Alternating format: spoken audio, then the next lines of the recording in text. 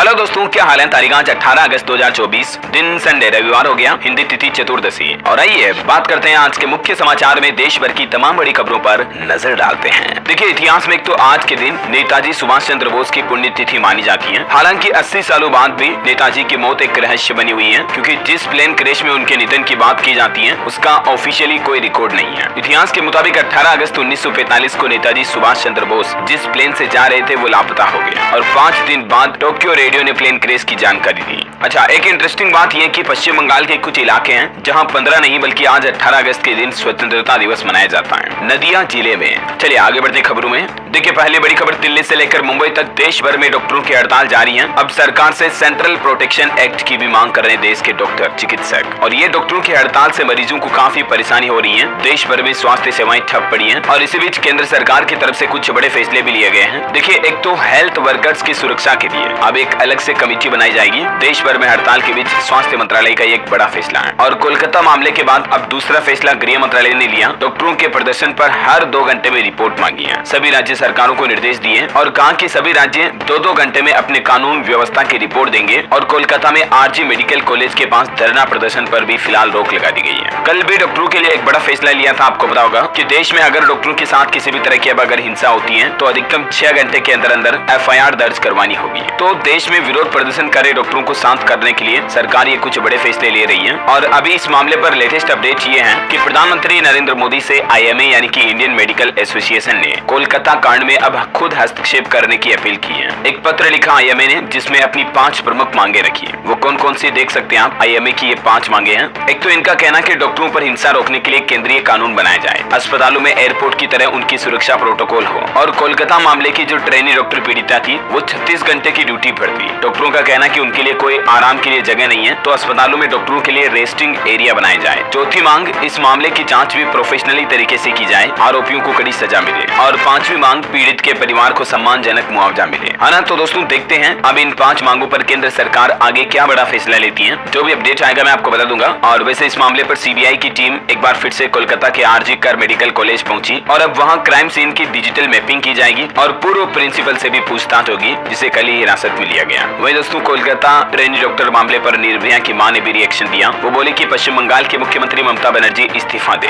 वे मुद्दे से अपना ध्यान भटका रही है। CBI आरोपी का साइकोलॉजिकल टेस्ट कराएगी। हालांकि देश भर में चल रही हड़ताल के बीच एक बड़ी खबर मध्य प्रदेश से आई। जूनियर डॉक्टर्स की हड़ताल अब खत्म हुई। MP में हाईकोर्ट के आदेश के बाद फैसला लिया गया। 15 अगस्त की रात 12 बजे से ही जूनियर डॉक्टरों ने काम बंद कर दिया था, लेकिन हाईकोर्ट के आदेश के बाद अब हड़ताल खत्म करने का ऑर्डर जारी हो चुका है ना। तो दोस्तों ये कोलकाता केस से जुड़े सारे लेटेस्ट अपडेट थे, हमने जान लिए। और चलिए अब अपना आगे बढ़ते खबरों में। देखिए, नौकरियां देने के मामले पर G20 देशों से काफी पीछे है हमारा भारत। गीता गोपीनाथ ने सरकार को कुछ आइडियाज भी दिए कि क्या करना चाहिए अभी इस वक्त। सबसे पहले तो आपको बता दूं गीता गोपीनाथ कौन है। ये IMF यानी इंटरनेशनल मॉनेटरी फंड की डिप्टी मैनेजिंग डायरेक्टर है, जो दिल्ली स्कूल ऑफ इकोनॉमिक्स के कार्यक्रम में शामिल हुई। और इसमें उन्होंने कहा कि G20 देशों में रोजगार सृजन के मामले में भारत काफी पिछड़ा हुआ है। और बात सही भी है, हमारे देश में बेरोजगारी दर भी कितनी ज्यादा आपको पता होगा। उन्होंने कुछ स्टैटिस्टिक्स जारी की है कि साल 2030 तक तकरीबन 14 करोड़ 80 लाख से भी ज्यादा रोजगार सृजित करने की जरूरत है हमारे देश भारत में। इंडिया की इकोनॉमी को लेकर भी उन्होंने एक अच्छी बात कही कि साल 2027 तक तीसरी सबसे बड़ी इकोनॉमी बन सकता है भारत। भारत की ग्रोथ उम्मीद से काफी बेहतर है, उनका खुद का ये कहना है। चलिए अगली खबर देखिए। 3 अक्टूबर से शुरू होगी महिंद्रा थार रॉक्स 5 डोर की बुकिंग। कंपनी की तरफ से ऑफिशियली ऐलान कर दिया गया है। शुरुआती मॉडल की एक्स शोरूम प्राइस 13 लाख रुपए। और खबर देखिए दोस्तों, दुर्घटना में नहीं खुले SUV के एयर बैग, अब कंपनी को देना होगा 50,000 का जुर्माना। दक्षिण दिल्ली उपभोक्ता न्यायालय की तरफ से टाटा मोटर्स के एक कार दुर्घटना मामले पर पीड़ित के पक्ष में यह बड़ा फैसला सुनाया। चलिए खबर है, इलाहाबाद हाईकोर्ट के आदेश पर सुप्रीम कोर्ट ने रोक लगा दी है, क्योंकि हाल ही में दोस्तों यूपी हाईकोर्ट की तरफ से एक बड़ा फैसला सुनाया गया था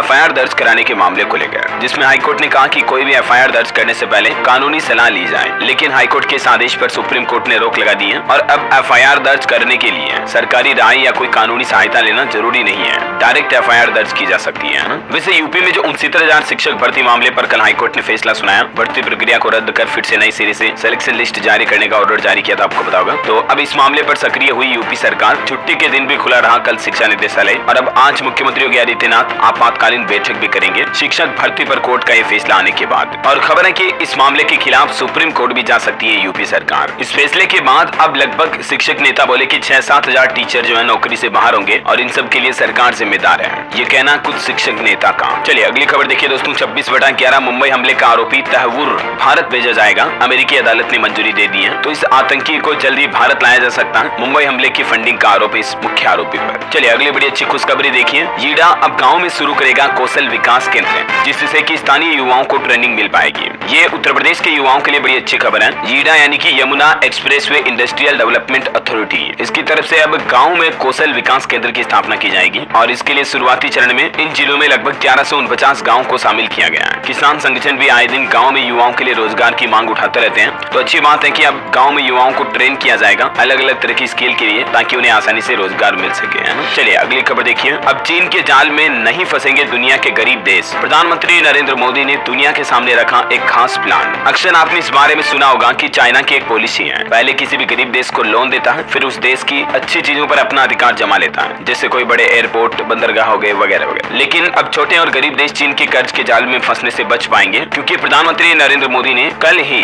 voice of global south summit को संबोधित किया और इसमें उन्होंने एक नया प्लान रखा, नई व्यवस्था ग्लोबल डेवलपमेंट कॉम्पैक्ट का प्रस्ताव रखा है और इसके तहत विकासशील और गरीब देशों को विकास प्राथमिकताओं के आधार पर कर्ज मुहैया कराया जाएगा। शुरुआत में भारत ने खुद $35 लाख देने का ऐलान किया इस नई पहल पर, ताकि कर्ज के बोझ तले नहीं दबेंगे गरीब और जरूरतमंद देश, है ना। इस दौरान प्रधानमंत्री नरेंद्र मोदी बोले कि ग्लोबल साउथ की ताकत इसकी एकता है। फूड और एनर्जी सिक्योरिटी सबसे बड़ी चुनौती है। बिजनेस बढ़ाने के लिए 21 करोड़ का फंड भी बनाएगा हमारा भारत। ग्लोबल साउथ में कौन कौन सी कंट्रीज शामिल होती हैं ये देख सकते हैं। जो ये रेड जोन एरिया वाली कंट्रीज आप देख पा रहे वो सब ग्लोबल साउथ विकासशील देश हैं। हमारा भारत भी इसी कैटेगरी में आता है। चलिए अगली खबर देखिए। 22 अगस्त को 9 राज्यों की चंडीगढ़ में बड़ी बैठक हुई। पर्यटन स्थलों के विकास पर अब केंद्र सरकार करेगा मंथन। देश भर में नए पर्यटन स्थलों को विकसित करने की दिशा में अब केंद्र की नरेंद्र मोदी सरकार ये बड़ा कदम उठाने जा रही है और इसी प्लानिंग को लेकर अगली 22 तारीख को चंडीगढ़ में ये बैठक होगी, है। इसमें राज्यों के साथ सरकार इस पहल पर चर्चा करेगी और केंद्र सरकार सहायता भी प्रदान करेगी राज्यों को, है ना। चलिए अगली खबर देखिए। पीएम मोदी ने इजरायली प्रधानमंत्री नेतन्याहू से फोन पर बातचीत की और पश्चिम एशिया में तनाव कम करने को कहा। वहीं बंधकों की रिहाई और युद्ध विराम पर भी चर्चा की।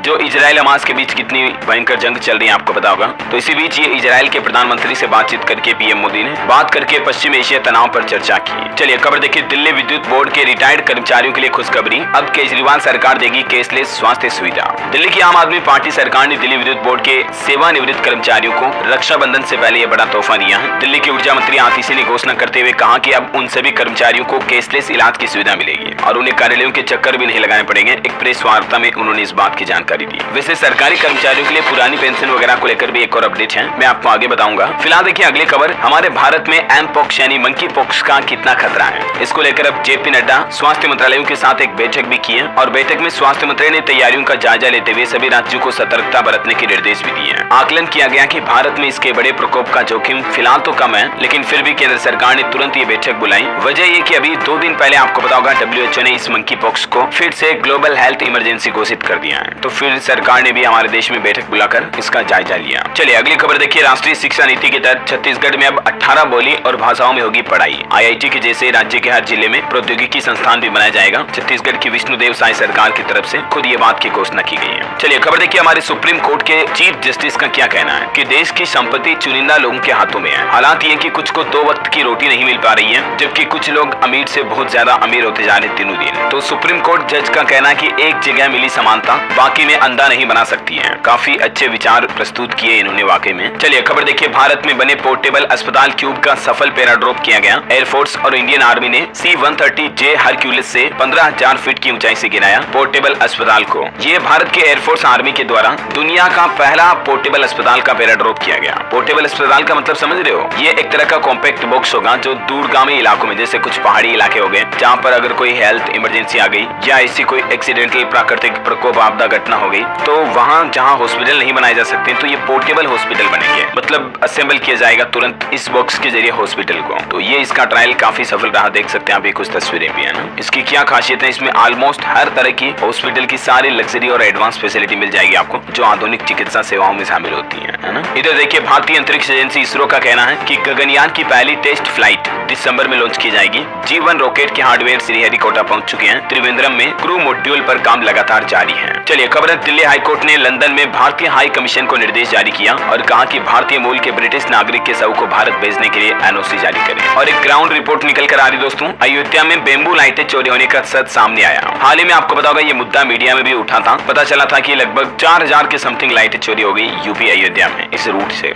लेकिन इस मामले में सच्चाई ये सामने आ रही है कि एक्चुअली तो कंपनी ने 2600 लाइटें लगाई थी, लेकिन पेमेंट 6400 लाइटों का लिया। मतलब देखिए कितना बड़ा भ्रष्टाचार किया, गड़बड़ घोटाला है। जितना पेमेंट रिलीज हुआ उससे आधी की आधी भी लाइटें लगाई नहीं गई है। अब ये मामले की जांच हुई तो अब चोरी की एफआईआर दर्ज करवाई गई। चलिए अगली खबर है, मुस्लिम लॉ बोर्ड का कहना है कि यूसीसी हमें मंजूर नहीं है, शरिया कानून से समझौता नहीं करेंगे। मोदी का धर्म आधारित कानूनों को सांप्रदायिक कहना बहुसंख्यकों का अपमान है। मुस्लिम लॉ बोर्ड के प्रवक्ता की तरफ से ये बातें कहना है। वैसे शरिया कानून क्या है, ये स्पेशली मुस्लिमों के लिए, देख सकते हैं आप डिटेल। और यूसीसी यूनिफॉर्म सिविल कोड क्या है, इसके बारे में भी कुछ पॉइंट्स आप देख सकते हैं। चलिए अगली बड़ी अच्छी खबर देखिए, 2030 तक यूथ ओलंपिक में क्रिकेट भी जुड़ सकता है। आईसीसी के जीएम बोले कि क्रिकेट को जगह मिलनी चाहिए, भारत भी इसकी मेजबानी के लिए तैयार है। वही दोस्तों, विदेश फोगाट का रोड शो हुआ, देख सकते हैं आप। वो अपने पैतृक गांव पहुंची, एयरपोर्ट पर साक्षी के गले लगकर रोई, बोले कि ये सम्मान हजारों ओलंपिक मेडल से बड़ा है। चलिए खबर है, यूपीएससी ने लेटरल एंट्री भर्ती का नोटिफिकेशन जारी किया। 45 पदों पर एग्जाम होगा। तेजस्वी यादव ने आरक्षण का भी मुद्दा उठाया इस मामले में। वही देखिए, ऑटो इंडस्ट्री से खबर, सिट्रोएन बेसाल्ट एसयूवी कूपे के सभी वेरिएंट्स की कीमतें सामने आ चुकी हैं। इस कार में भी आपको अडास जैसे सेफ्टी फीचर मिलेंगे। ये वेरिएंट के प्राइस वाइज डिटेल भी आप देख सकते हैं स्क्रीन पर, है ना। चलिए अगली खबर देखिए, बांग्लादेश के चीफ एडवाइजर बोले कि वहां हिंदुओं पर हुए हमलों को बढ़ा चढ़ाकर दिखाया गया। कल ही इन्होंने फोन करके पीएम मोदी से अल्पसंख्यकों की सुरक्षा का वादा किया था, आपको पता होगा। खबर है कि नेशनल अवार्ड विनर एक्ट्रेस पर भी बांग्लादेश में हमला हुआ है। चलिए अगला अपडेट देखिए, कोलकाता के बाद बिहार में भी एक ऐसा मामला सामने आया दोस्तों। तो उस आरोपी के घर पर बुलडोजर ढहाया गया। बिहार में पहली बार उत्तर प्रदेश की तरह बिहार पुलिस ने एक्शन लिया। गन पॉइंट पर नाबालिग को उठाया था, फिर उसके साथ ये घिनौना काम किया। बिहार के मुजफ्फरपुर की यह घटना है, लेकिन अच्छी बात यह है कि अपराधी पर सबसे पहले कार्रवाई के रूप में उसका मकान ढहा दिया गया। चलिए अगली खबर देखिए दोस्तों, एमबीबीएस के लिए हमारे देश में बेस्ट कॉलेज कौन सा है, मतलब डॉक्टरी की पढ़ाई के लिए।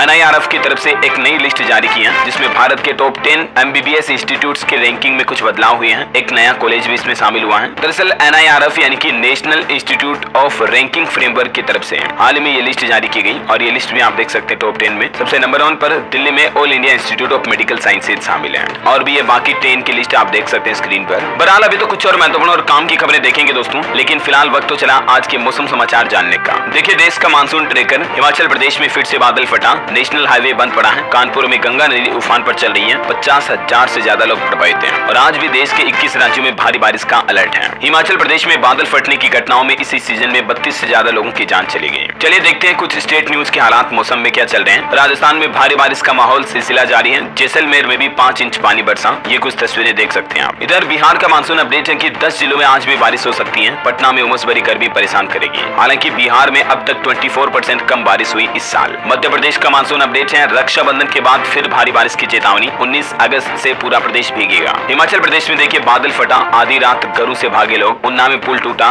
किन्नौर में रोड भी धंस गया। चंडीगढ़ मनाली नेशनल हाईवे 2 जगह पर बंद पड़ा है। इधर हरियाणा में देखिए 3 दिन तक कमजोर रहेगा मानसून, लेकिन 20 तारीख से फिर से भारी बारिश के आसार रहेंगे। 3 जिलों में हेवी रेन का अलर्ट है। छत्तीसगढ़ के भी 21 जिलों में भारी बारिश की चेतावनी, 7 जिलों में ऑरेंज और 14 जिलों में येलो अलर्ट है। जशपुर में बिजली गिरने से 3 महिलाओं की जान जाने की भी खबर है। और भी दोस्तों, अगले 24 घंटों के दौरान देश में मौसम की संभावित गतिविधियां क्या रह सकती हैं। आज 18 अगस्त को देश के 19 राज्यों में भारी बारिश का अलर्ट है, और इन 19 राज्यों में कौन कौन से स्टेट शामिल हैं, ये सभी पूरी लिस्ट भी आप देख सकते हैं स्क्रीन पर। ओके, और अंत में दोस्तों आज के राशिफल पर नजर डालते हैं। देखिए, मेष और मीन राशि के लोगों की बड़ी समस्याएं हल होगी। वृश्चिक राशि के लोग घर व्यवसाय में थोड़ा तालमेल बनाएं। मिथुन राशि के लोग अपनी तुलना किसी और के साथ न करें, और मकर राशि के लोग अपना देखने का नजरिया बदलेंगे तो बेहतर होगा, है ना। और चलिए अंत में मैं आपको आज का एक सुविचार बताता हूँ, बहुत ही बढ़िया मोटिवेट करने वाला, कि बड़ी खाई को 2 छोटी छोटी छलांग से पार नहीं कर सकते हैं। इसीलिए जब कोई बड़ी छलांग लगाने की जरूरत आए ना दोस्तों, तो पीछे ना हटें। और इसी के साथ ही अगर आपको वीडियो अच्छा लगा तो इसे लाइक करना, शेयर भी करना, चैनल को सब्सक्राइब करके बेल आइकन जरूर दबा देना, और रोजाना ऐसी इन्फॉर्मेटिव काम की खबरें देखते रहने के लिए। जय हिंद, जय भारत, वंदे मातरम।